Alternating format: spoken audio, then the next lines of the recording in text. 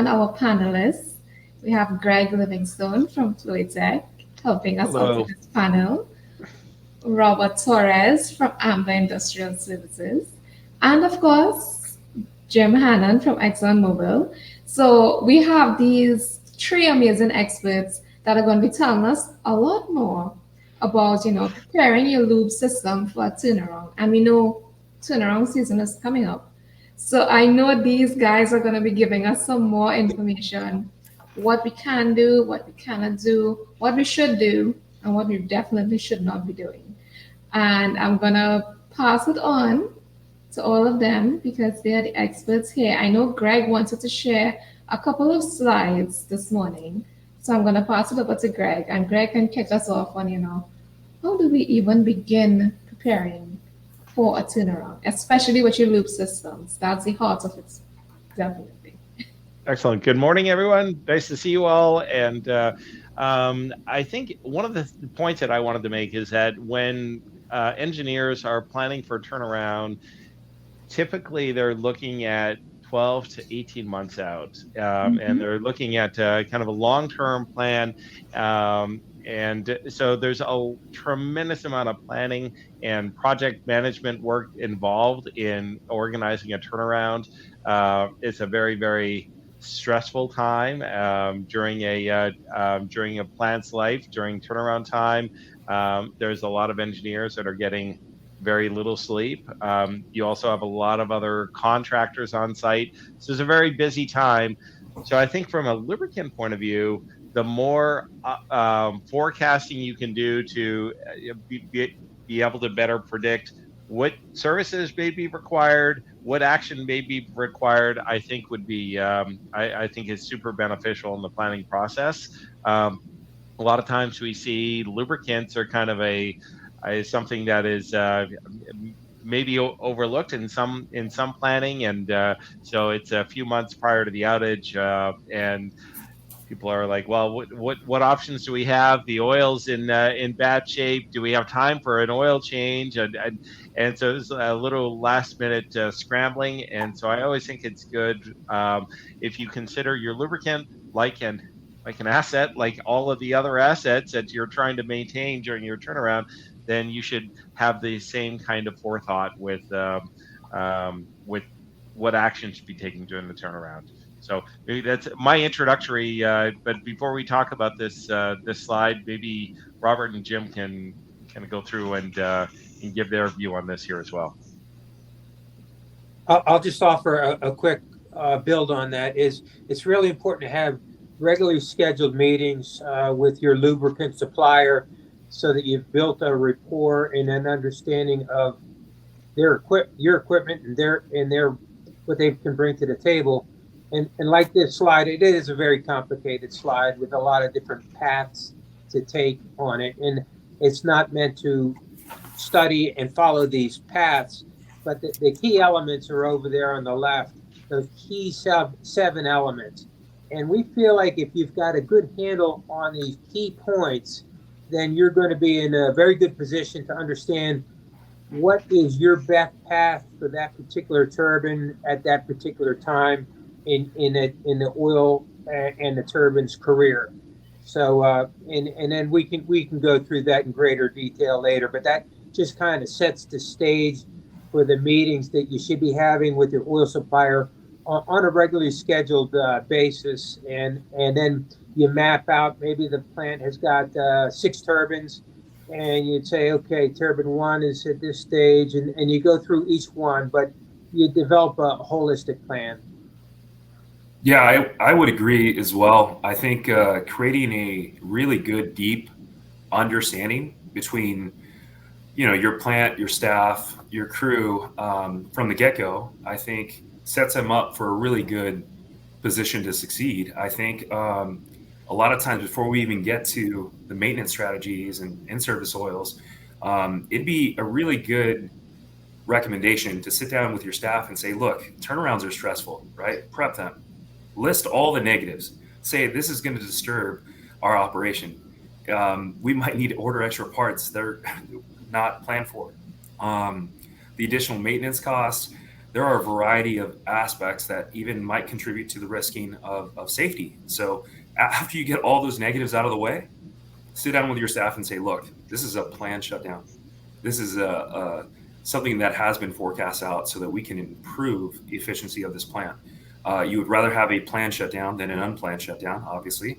And I think also try to catch the potential failures ahead of time. So if you're prepping your staff and making them really aware of that, I think it puts them in a really good mindset to be acceptable to a lot of change, because it is different from their normal standard shift. Oh yeah, I love that. Definitely love that, Robert, because I think everybody going into a turnaround, there's always a little bit of anxiety of what can go wrong. And we know a lot of things go wrong. But being able to plan in advance and preparing yourself for that, that helps quite a lot. And I like what Jim said as well, in terms of we know it's not a simple operation. It is complex. It is a lot of moving parts involved. So it's easier to just take it bit by bit. So I'm going to pass it back to Greg and help us go through this very easy looking slide that you have there. Well, this is far too complex for me, so I'm going to pass Oh, this on to Jim with the. oh yes, See, definitely. Pass it on to that Jim. Yes. the flow chart is very complex, so we'll have the expert answer that.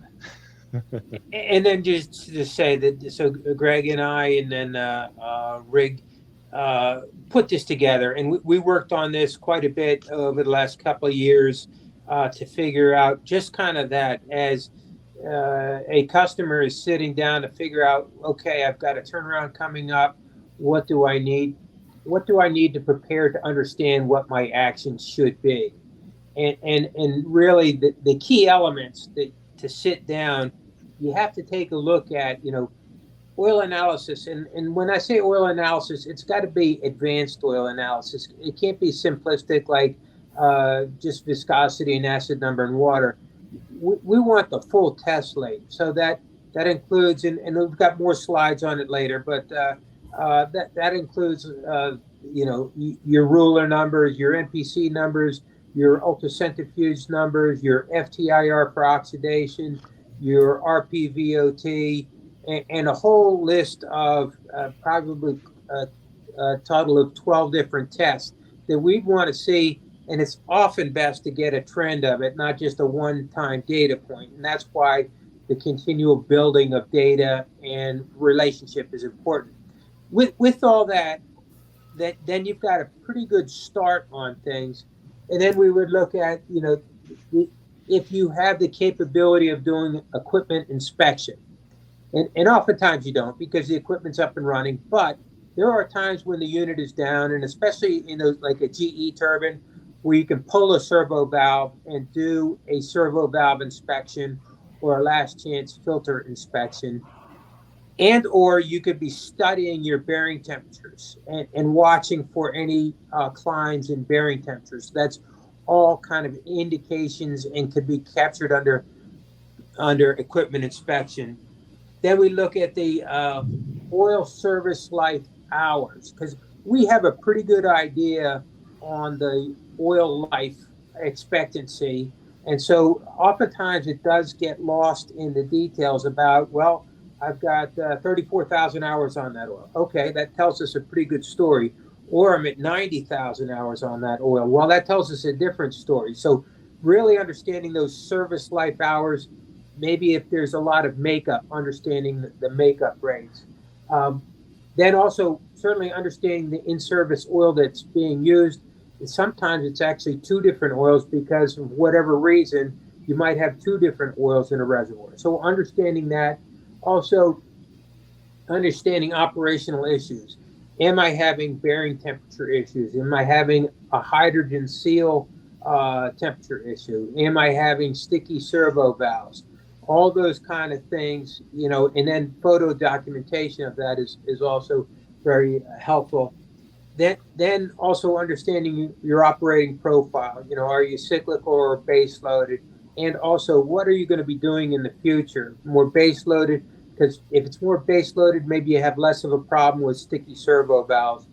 And then lastly is that outage schedule. Okay, we're going to be down now for a major overhaul, and we're going to be out for 3 weeks.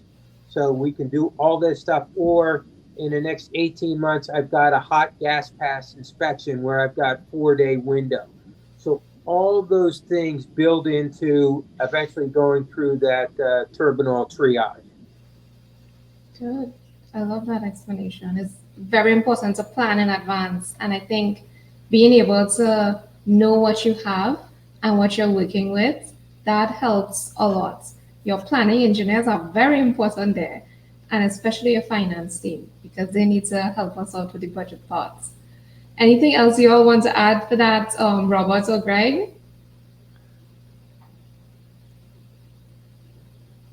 Robert, Sure. Okay, I'll let you go. Yeah, one quick thing that James touched on was the documentation piece. I think is vital. I think the two major purposes for a planned shutdown would be to either correct some of the problems identified on the previous shutdown, or to possibly look into the next shutdown and what are the identifiable markers that need to be documented for the next shutdown as well. So when James touched upon details, I think that's a perfect example of documentation.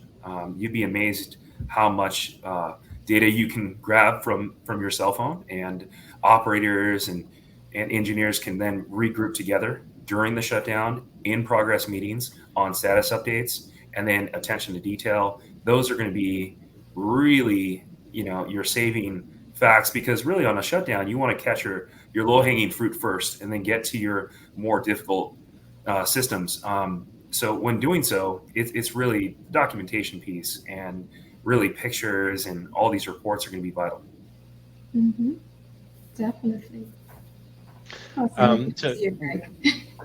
So one of the things that I think is we always get a lot of questions from our clients on the oil's at the end of its life. If they're doing a good job in properly preparing for the outage, they know a year ahead of time that in fact they're going to be changing the oil. They can make all the arrangements to bring in a tanker to to facilitate the oil change. But then there's a big question: should we flush a system in between? Should we? Unfortunately, I think a lot of plants actually don't go through this. They drain the old oil, put brand new, beautifully formulated, pristine oil into a dirty, messy system, and shorten the life of it, and it causes all sorts of problems. But I think that's one area that in the loop planning stage that I think is often overlooked. So I think it would be interesting. I think, Jim, I know you have a slide on this, but it would be interesting to get Robert's view on your customers that are considering, should I flush or not, and kind of what some of the different things they think about, in trying to prepare for that. Yeah, I think one major factor when determination of flushing, or even James had mentioned a varnish, MPC and UC value tests, keep in mind that oil is going to be real happy when it's running at optimum temperature.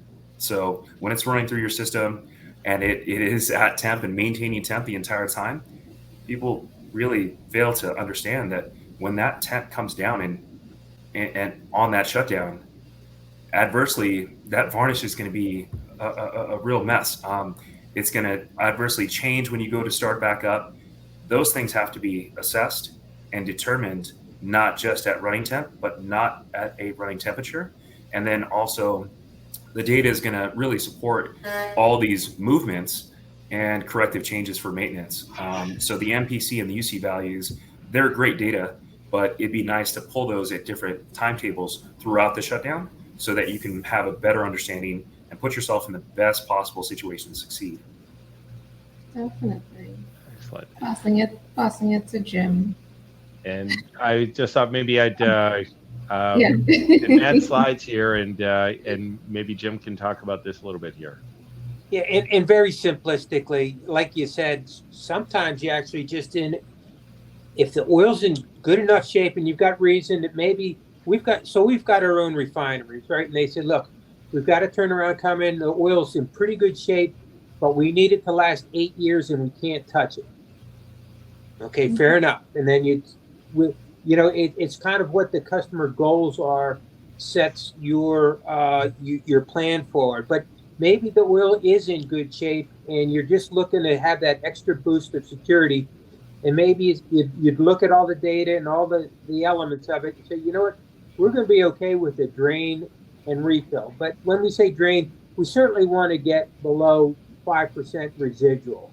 And kind of what you mentioned before, Greg, if that system is in bad shape and they just did a drain and a refill, you're going to leave 5% residual.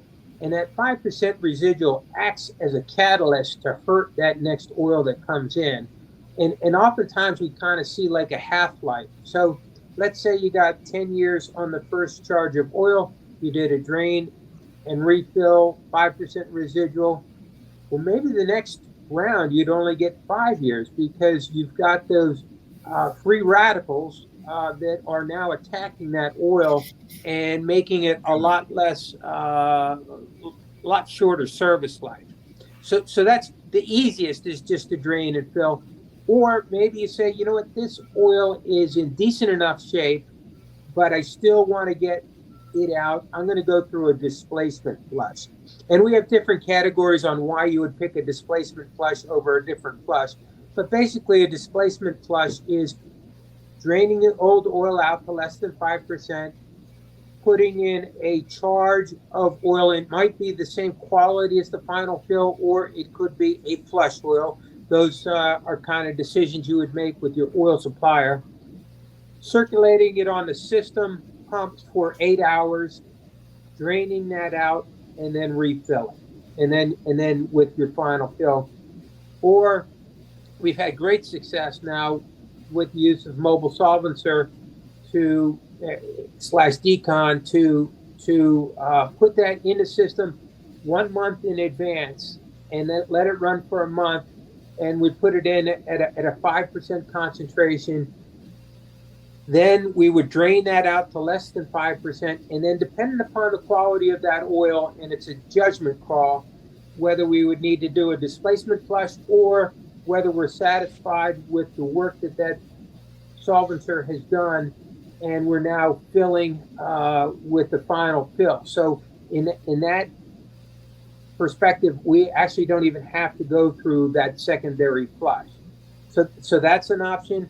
And or when needed, you can bring in the sledgehammer, which is, we have a product called Mobile System Cleaner that is a very good cleaner, but can negatively impact the following charge. And you certainly need to go through a very thorough displacement flush after using the system cleaner. And then lastly is a high velocity flush. And that is typically done on new turbine commissioning and or after a catastrophic bearing failure, and you've got to get debris out of the equipment. So there's a lot to talk about there, but those are the 5 types of flushes that you probably may be looking at doing it at any given time. Yeah, and thanks for explaining that to us, Jim, because a lot of times people go into a turnaround and they think, okay, I need to do a flush, but I have no idea where to start. Like, I'm not sure what type of flush I need to do, what condition my system is in. And that's the thing with these turnarounds.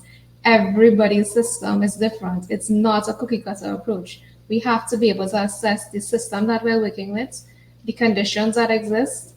And I love, Robert talked about it earlier on, documentation.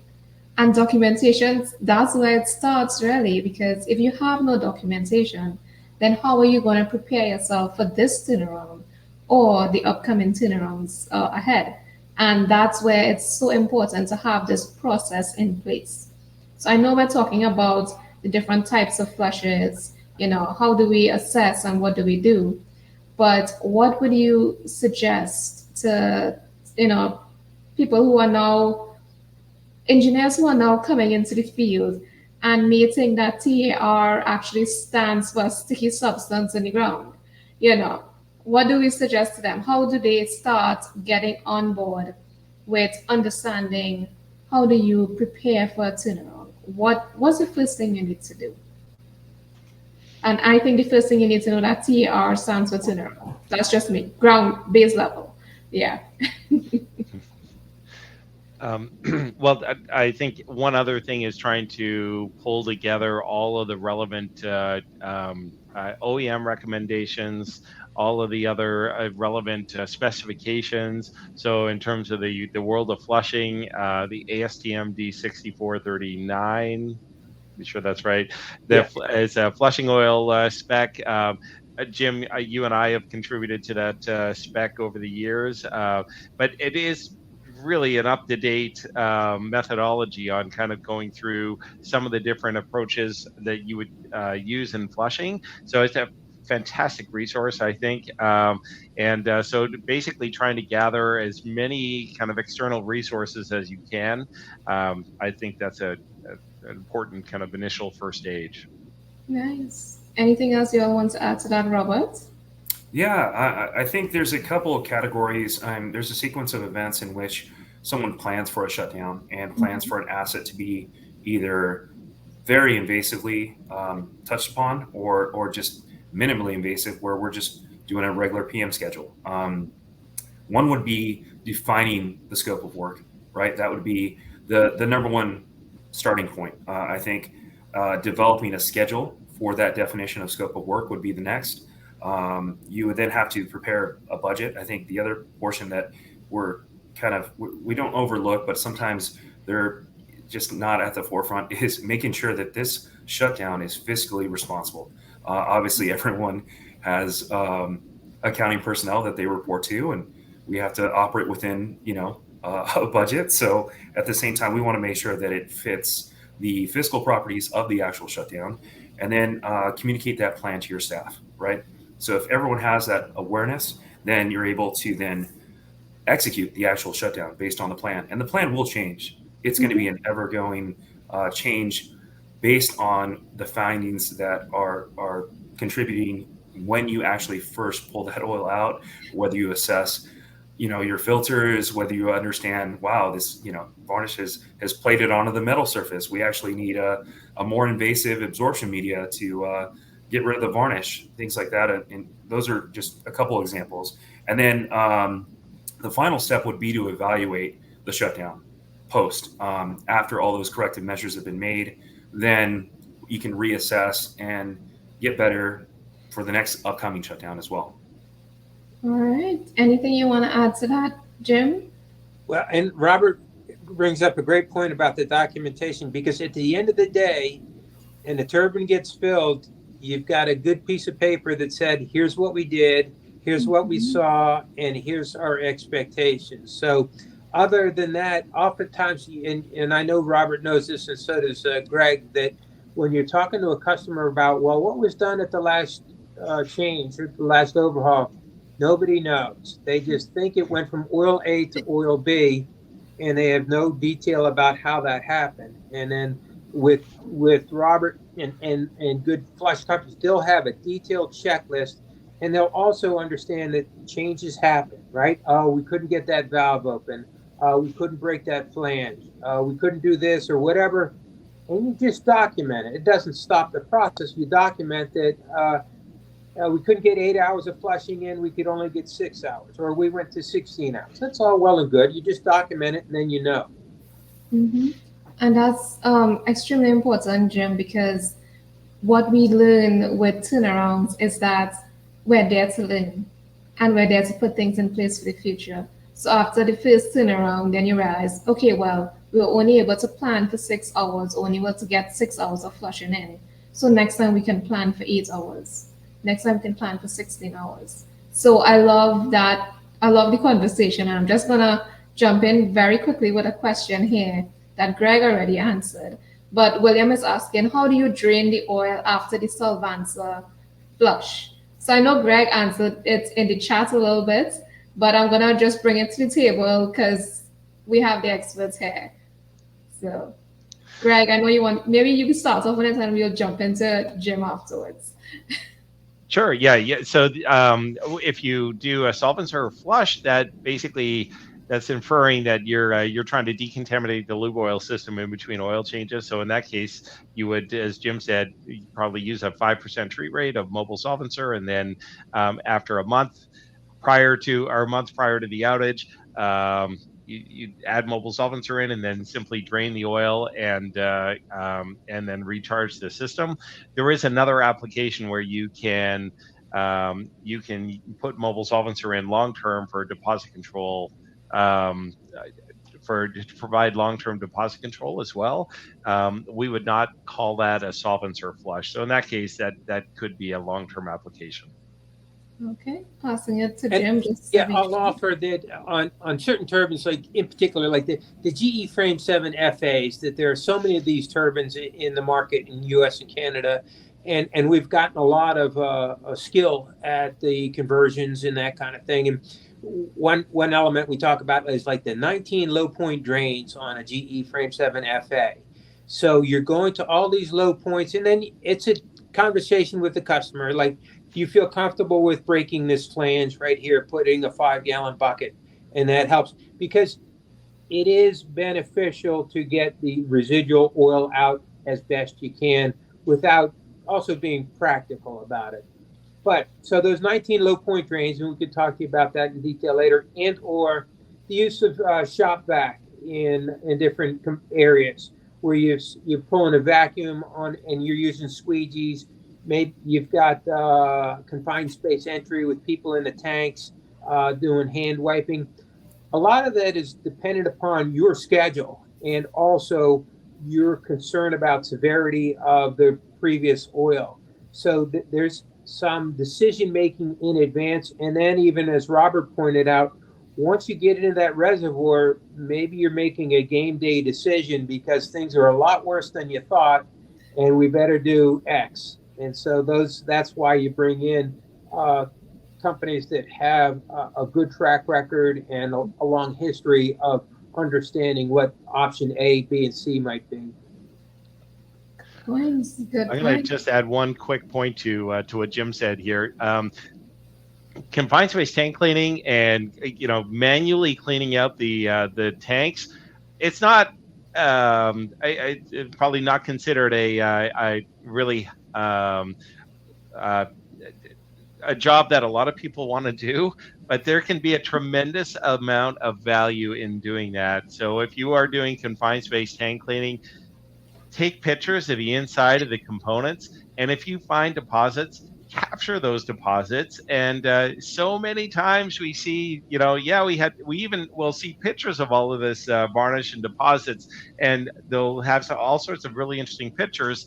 But it would be so valuable if we could actually take that deposit and actually do some characterization and analysis on it and figure out actually what are the mechanisms that created that deposit. So I really view confined space tank cleaning as a super high value activity that instead, in addition to just decontaminating and cleaning the system up, you're playing detective, and you have an opportunity to really capture any strange things that you see. So take advantage of that during an outage.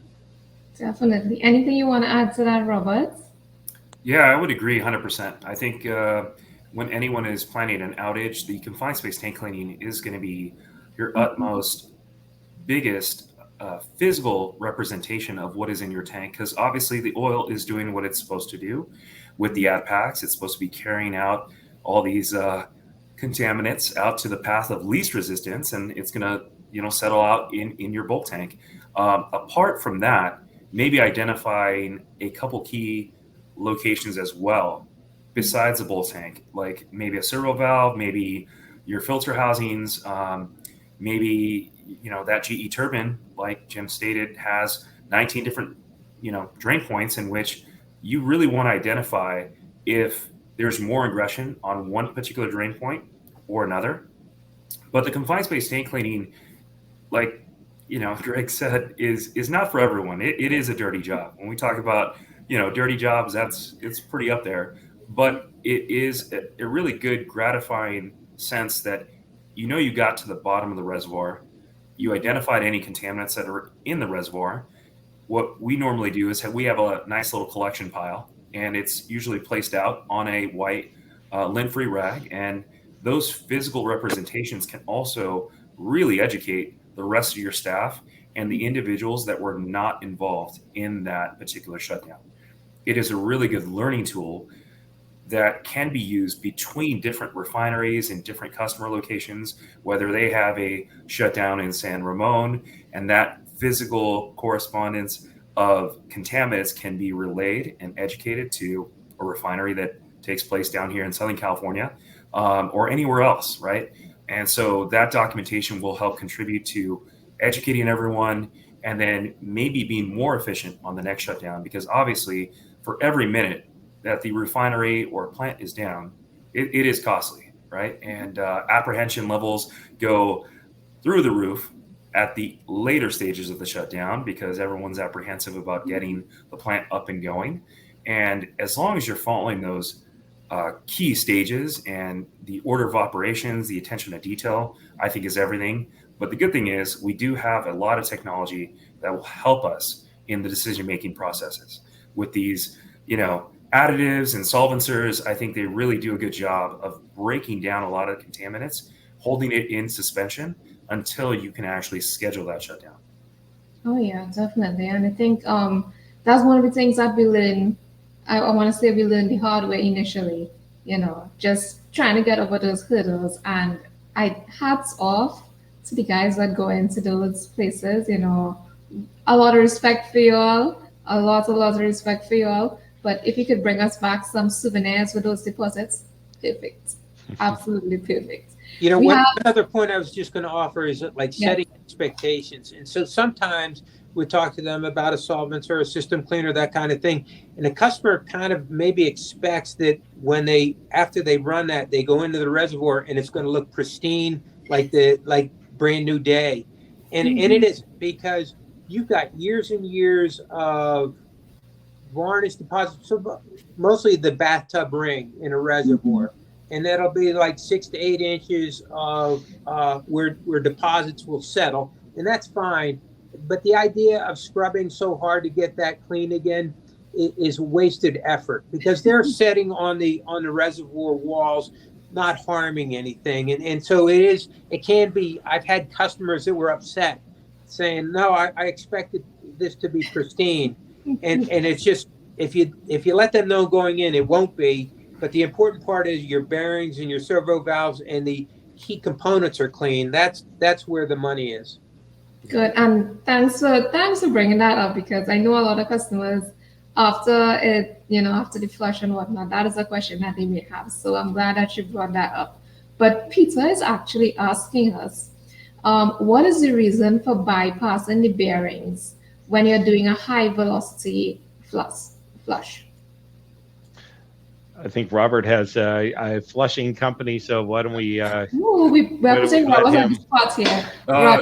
Sure, that's a very important question, and it's a question that really needs to be interpreted when looking at a PNID or looking at the structure of that particular turbine or machinery or piece of equipment, because the reason why we bypass bearings, the reason why we don't really want to use the auxiliary motor or any of the items that are currently on that system is that you don't want to spread those contaminants to the most critical component areas.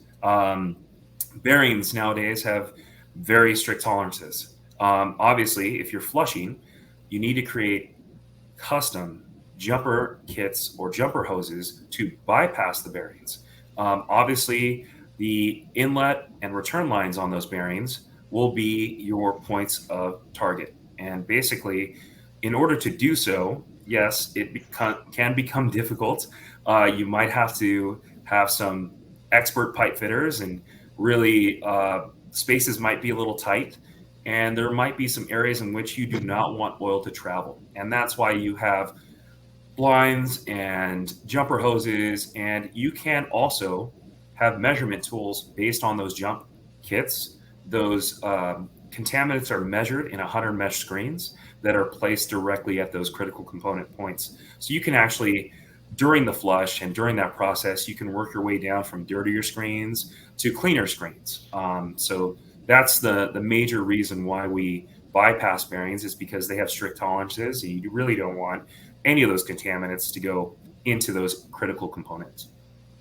Okay, that's a good answer, and I love the fact that you answered. That was a question I was thinking about as well. So thank you for answering that. Greg, anything you want to add to that, or Jim? I was going to say that you also need the high velocity. And so by jumpering the bearings, basically the velocities you're looking at are like 4 times nominal velocity or Reynolds number of 20,000. So the jump of that bearing helps improve that velocity. And the other thing that I know Robert knows is that we can put, they call them flushing blocks on the hydraulic system. So it's a way of flushing the hydraulic system. You basically pull off the servo valve and put a flushing block on. It's about the size of a deck of cards, and it allows for high velocities through the hydraulic system. Nice. So yeah, that's an excellent point. I think one other additional item to keep in mind is a contributing factor when you're executing a flush. You have to have heat. A lot of other customers say, can we execute this basically shooting a high velocity of oil through the system? Really, the heat is the contributor. Really, the pipes start being receptive to the oil starts performing the way it's supposed to. And actually, a lot of that debris, along with that Reynolds number, making sure the inner pipe diameter is completely filled. There is a lot of key factors into it. That's why you really want to choose carefully on whom is going to be touching your equipment, how they're going to be touching it, go over a sequence of events, possible failures and critical component points in which you can assess whether it's a complete job. It's got to be from A to Z, making sure the most amount of pipes are flushed, and making sure that the other factor would be that your filter chambers are empty when you do so, because that's the other part of it, is when you're flushing, your filter chambers might start catching, if you have filters in there, some of those contaminants, and you really want those to be measured on a 100 mesh screen at the end of the day. Yeah. Nice. Greg, are you adding anything to that, or? No, I don't have anything else. That's perfect answer. I do have a question for Robert and Jim. So just getting back to confined space tank cleaning and your little lint-free rag collection of debris. What are the craziest things you have found in the bottom of a lube oil reservoir? You have to think about that for a bit. I found bird feathers, a lot of pens, and but you can see if you have your pen in your pocket and you're leaning over the top of the reservoir. It's sometimes cell phones, but yeah, we've seen all sorts of crazy things, I think, on we find all kinds of items. Pens is very common. I think some tools that are perfectly intact. I mean, we recently did a flush out in the desert where we found a wrench that was there for about 20 plus years, perfectly intact, and the operator that was on site recognized that tool. There's a variety of items besides the bird feathers, besides RTB and other electricians work, because they're doing work on the top of the turbine deck possibly, and then a lot of that stuff just depending on how clean they are will drop into FME, and so there's a variety of items that are found. Yeah. And I guess it's not so exotic, but you'll see epoxy paint peel off. And so not exotic, but that's I see a lot of that. Yeah, I think we found a grease gun once. An entire grease gun. The entire thing intact. I guess they're not going to be using that anymore. But a lot of things happen during these turnarounds. So I think if you're going into a turnaround, know that there are going to be changes. There are going to be crazy calls. Just prepare yourself for here's one thing to throw out too is some people on those turnarounds, crazy things, all that kind of stuff, is they take a shortcut and they'll use silicone as a gasket material. as opposed to what they're supposed to be using. And then that silicon makes its way into the oil and then plugs filters. And so silicon definitely is a big no-no, but I understand why people do it because they can't get the right gasket. Agreed. And we actually had a question from Ahmed to you, Jim. He asked about the mobile system cleaner flush. Is it different for different OEM turbines, or is it one only which you can apply to all of the different OEMs? So we really recommend this primarily in the only when needed, let's say. And so for years, this was the only hammer we had. But now we've got, they say when all you have is a hammer, everything looks like a nail. Yes. So that's where we were for years. We would always just mobile system cleaner, and the one. So it's very good when needed, and there's a lot of times when it's not, that level of cleaning isn't needed, because the big negative on it will hurt the demulsibility of the following charge. So we try not to, especially in steam turbines where demulsibility is of a key characteristic, we try not to have to use that mobile system cleaner. But sometimes there are times where that system is so fouled that we're convinced that a mobile solvencer isn't going to get the job done. And the customer knows that, okay, I am willing to sacrifice demulsibility. Mm-hmm. We do feel comfortable that if we get the mobile system cleaner down to a 0.1%, so it goes in at, let's say, 7%, you've got to get it down to 0.1%. So that's a very, very thorough displacement flush. And if you do that, then you're going to be in good shape. But the trick is, you may have plans and you think you can get to 0.1%. And at the end of the day, I mentioned like the 19 point low point drains, maybe there was 21 and we missed some spots. And now we've hurt ourselves. So anyway, I would say by and large, the mobile system cleaner is good on gas turbines. The other thing is you don't want to run continuously with it. Kind of like our chart here shows. We don't want to use that mobile system cleaner under operation. It's going to oxidize the oil prematurely. It's going to cause additional deposits later. It's going to hurt foam and demulsibility. So you put that good cleaner in there, but then you've got to get it out. And then that's the beauty of the solvencer is, hey, even if you've got some residual, maybe it's actually a benefit to you. Okay, that makes sense. I like that train of thought, because I think a lot of times people struggle with going back to the question, what do we use and how do we use it? So great insight there in terms of getting it from 7 to 0.1%. Like that's a lot of things you need to do before you get there. So I'm just, I know we have at least 15 minutes left in our panel. Any questions that you all have for these experts on, preparing a system for any sort of turnarounds, please drop them in the chat. We will try and get to them. But I know a lot of times when we're getting ready for these turnarounds, one of the questions that we get asked a lot is that, how do you know that your oil is ready to be changed? Like, do you allow your oil to go on to the next turnaround? Can it last that long? What can you do in that situation? See, I'm just wondering I think there's I think this is probably the best slide that Jim put together on that. What are your limits involved? Yeah, I'll kind of start it again. Remember all those 7 criteria, and then you're deciding, okay, where do we think we are, and can we? So in the oil business, we're always very proud of our oils, and we always think, and I'm always trying to talk customers into, hey, I think you got another 30,000 hours on this oil.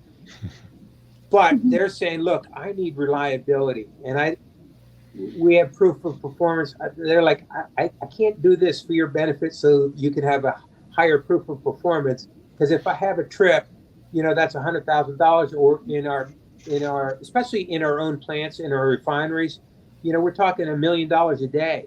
And so they are very conservative. And so you'd certainly, from the oil side and also just kind of the sustainability side, we like the idea of getting as long a service as possible. But at the end of the day, the customer says, look, reliability is number one. Mhm. So with all that in effect, then you look at these tests, you look at all the other criteria, and you make a decision. Hey, can I make it another 18 months, another 24 months? And that really dictates, whether you're going to change or not. Or other ideas, bleed and feed, pull some out, put some in. Those kind of ideas can be generated. Yeah, I would agree. I also think there are case studies, obviously, on a lot of the items that Jim and Greg are presenting on. The solvencers, the additives, the items that are being presented obviously have been through thorough tests, and direct applicable knowledge can be passed down on various case studies, whether it's a GE turbine, whether it's another application in a different machinery. I would lean on the experts. I would lean on the data to actually help you make the best decision. Obviously, the starting point for me would be the oil analysis, and it's got to be comprehensive. Like Jim stated, it can't just be based on viscosity or on your base stock, but your wear metals, the ad pack, the type of oil, and the stress that you're putting on that oil will also determine a lot. The operating temperature and the ranges. I've noticed a big trend in varnish recently, and that is because a lot of the cooler applications on a lot of these turbines and a lot of these systems are not keeping up with the temperature regulation. So obviously your oil is working hotter, it's working harder than it's ever had in the past, all because someone has designed a new cool state-of-the-art cooler system, but that cooler is having trouble keeping up. So those are all contributing factors, but I would, when making a tough decision, you really want to surround yourself with facts, with data, and that's going to help you kind of put yourself in a successful position, because otherwise you're going to be having a shutdown pretty quickly, and it's going to be unexpected, and it's because of a particular reason. Yeah. Oh, yeah, definitely. Anything you want to add to that, Greg? Well, I want to bring up just one point that Robert brought up at the beginning of this. And, I think one thing that if you go through all your oil analysis and your antioxidants are still healthy, it looks like you have longer life in your oil, but you have a high varnish potential. Operationally, you've seen no issues with varnish whatsoever. One of the points that Robert brought up was what happens to that oil during the outage. So you may have an oil that you've decided still has extended life, and you're going to keep it in there during the outage. And so if you're out for a couple weeks and now this oil has cooled down to room temperature or to ambient temperature, all of these deposits that are in the oil, they may have been in solution while you're operating, and now they've all come out of solution. So when you come back online now, your valves may be sticking. You may have a whole host of issues that you didn't have, when you were operating prior to the outage. So I think I just wanted to bring up Robert's point, considering what's going to happen actually when you bring the system down to the oil. Even if you're not doing an oil change, I think that's a really important point. And we've been talking a lot about turbo machineries, but this is even more relevant for other applications. If you look at some heat transfer systems, if you bring a heat transfer system down, you may never get it going again. You may literally have to look at removing pipes to get some of the deposits out of the system again. And so putting in a lot of thought into actually, if you're not doing an oil change, what's actually going to happen to the oil while it's hanging out during the outage time at ambient temperature. Good point. Very good point. And I just have two quick questions. One from Patrick, and he's asking about, have you had success with removing varnish from coolers with the MS Cleaner Flush? Yes, but oftentimes, as Greg was pointing out, Robert too, is when the oil gets cold and the products of oxidation come out of solution and really bind to the tubes, sometimes you give it a shot with the cleaner and see how well it does. And then, it's very easy to tell because you got delta T, changing temperature, and delta P. So if you've done a good job or not. And so sometimes you give it a shot with the mobile. And again, the mobile system cleaner is more aggressive. So you give it a shot. We have been successful, but there's been times where it was so foul that wasn't going to get the job done. And now you're into the mechanical where you're kind of using a drill type device to actually etch out the deposits in a manual basis. Oh boy, that does not sound very pretty. But moving on, we have another question from. I just put a slide up that I don't think it's sharing on the screen. Are you able to? Hang on, let me get. There we go. I just wanted to show this just for a moment that there are, in fact, we do have some cases where we've added mobile solvencer to a system. In this case, we don't have a lot of customers that put a dirty heater cooler bundle back into the oil typically, but in this case, this was a compressor and they had a chance actually they wanted to measure what will mobile solvencer do. And so this is kind of before and 30 days after having mobile solvencer in the product. You could see, these, as Jim said, this is not pristine, shiny metal, but a lot of the deposits have been removed. So I just wanted to make the point that it can be successful at removing some of these deposits. That's a really good slide. Picture says 1,000 words. But jumping into this comment from Thanaraj, who is joining us from Singapore, so it is almost 1 a.m. on his side. What is the main flushing fluid used? It's a bit of a loaded question. So let's start with that part first. What is the main flushing fluid used? I'll offer just that we always recommend the same quality of the final fill oil. So that's where you start. Certain OEMs are adamant about that. It must be, in particular, like MHI says you cannot use anything other than the same quality of the final fill product. And that's all well and good. And that's kind of your optimum recommendation. But customers will look at the budget side of things, the economic side of things. They say, okay, could I go with something less expensive? And the answer is yes. And then there's a different ideas. And so you could go with like a pure base oil. And then so we have products that we sell that are actually pure base oil. It's our heat transfer oils. We have a product like Mobile Therm 603 that is just a pure base oil, or other suppliers have just pure base oils. But that is a way to go to reduce your cost, is to use a pure base oil. We don't like we know that when two oils come together, there can be an additive interaction, especially with the antioxidants, and they can fight each other. So we get very nervous, and as long as we understand, okay, this oil and this oil, and they're well known, no issues. But sometimes another oil meeting up with the final fill oil can be problematic on the final charge. I'm just jumping into Robert and Greg. Anything you all want to add to that before I move to the other questions in the comments? Yeah, I would agree with Jim 100%. Really, the rule of thumb would be to use the exact existing oil that is projected for that application. Now, if it's for a fiscal reason that you want to water it down a bit and use more of a base oil, 100%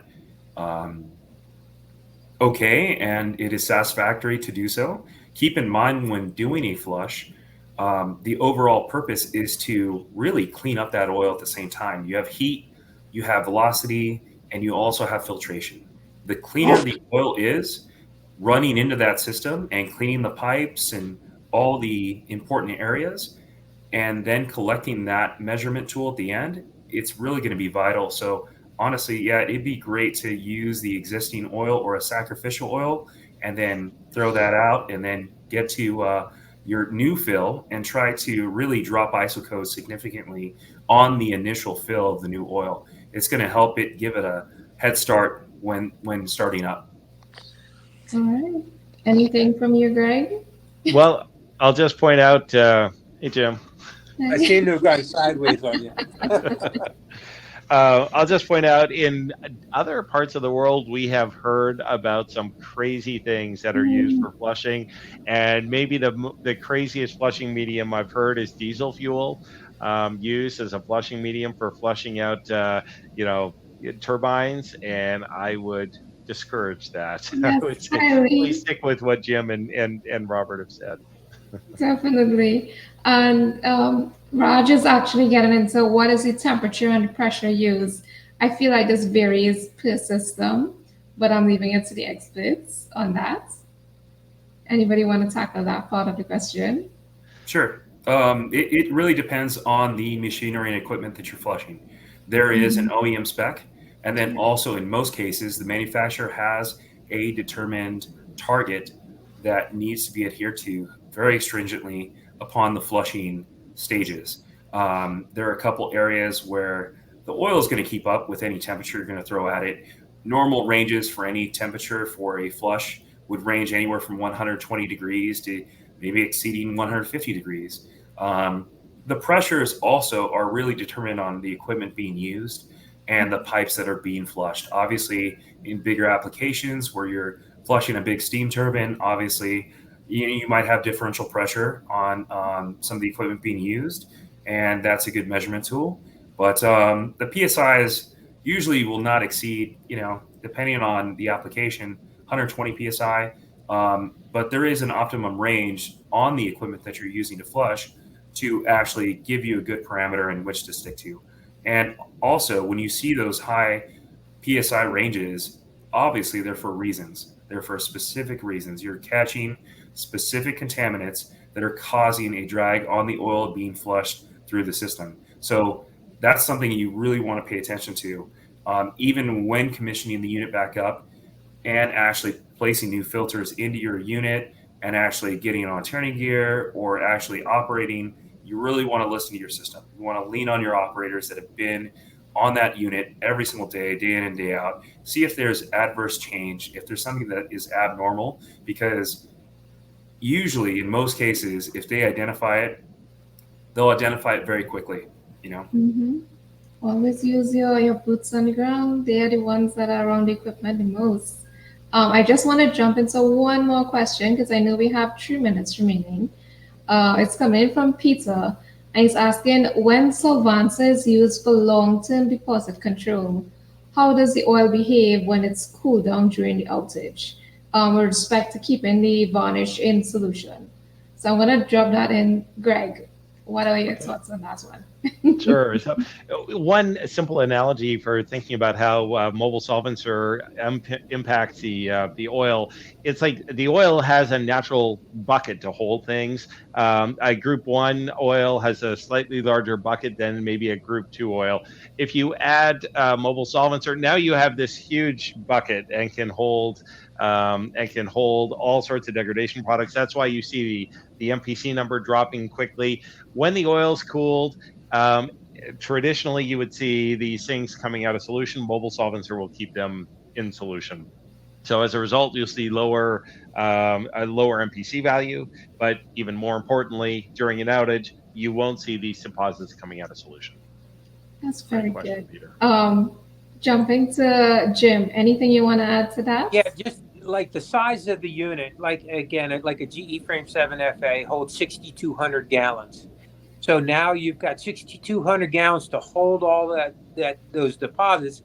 And the deposits that we'll see like in a last chance filter or in a servo valve, they're small. I mean, it's less than in a handful. So that is put back in the solution. And then when that oil cools, that's the beauty of it, because it is a base stock. So it helps hold those products of oxidations in solution even when you cool it. All right. Anything you want to add to that, Robert? No, I think you guys have it covered pretty well. I just have one more very quick question from Raj again. He's wanting to find out how many times is it required to flush a system. And I think that highly depends on the system and what you have going on inside of it. But I'm leaving it to you all. Jim, we're putting you on the spot, starting off with you. You're right. It's answering those 7 questions in the beginning helps dictate this. But if you do it right, it's once. Okay, good. And I think if you have a flushing business like Robert, it's many, many, many times. Well, you're right. It is nice to be pretty busy. I think a lot of our business model is based on relationships. Honestly, we've had multiple referrals, and it's a lot by word of mouth. But honestly, it's based on the success rate.